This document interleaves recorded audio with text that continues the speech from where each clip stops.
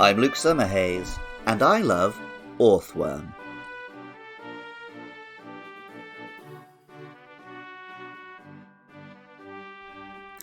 If the fact that I make all these podcasts didn't tip you off, I'm a pretty big nerd. I didn't have much of a chance. I was more or less named after Luke Skywalker.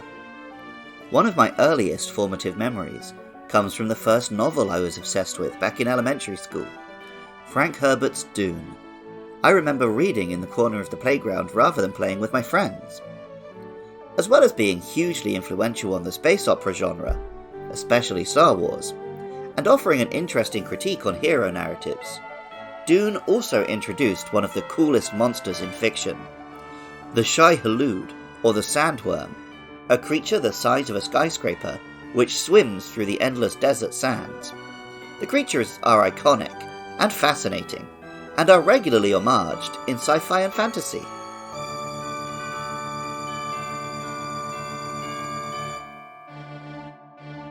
Orthworm is a steel-type Pokemon which can be found in the Paldea region, at a size which is large for a worm, being about as big as an adult human, but is hardly a kaiju scale. It has a goofy little face like a Muppet, and with its segmented body and window-like blue spots, it somewhat resembles a train, burrowing through the ground like a subway. Those blue spots are more than just decoration. Thin, rubber-like limbs can extend from them, and will do when Orthworm attacks. Pokemon Scarlet tells us, when attacked, this Pokemon will wield the tendrils on its body like fists, and pelt the opponent with a storm of punches. These limbs make Orthworm resemble a bristleworm, an undersea relative of the earthworm, with tentacle-like appendages near the head.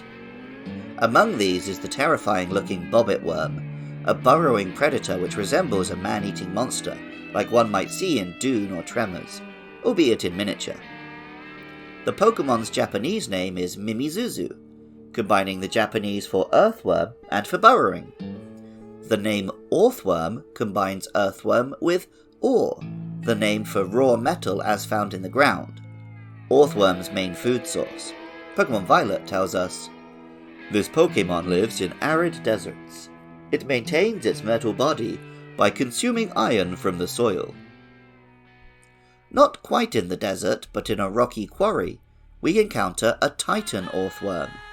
Made enormous through its consumption of the Herba Mystica, this one really does resemble the Shai-Hulud, and had me squealing with delight when I encountered it in-game for the first time.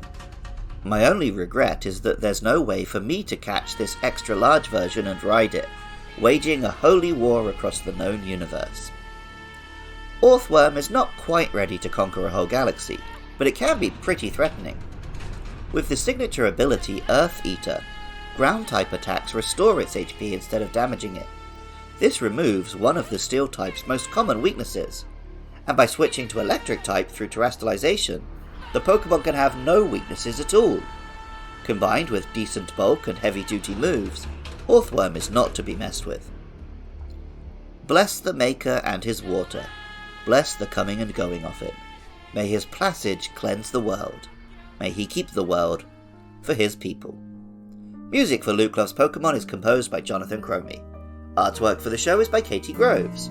Writing, producing, and editing is all by me, Luke Summerhaze. Funding is provided by lovely listeners. If you'd like to help keep the lights on, or just give your thanks, head over to patreon.com/podcastio-podcastius.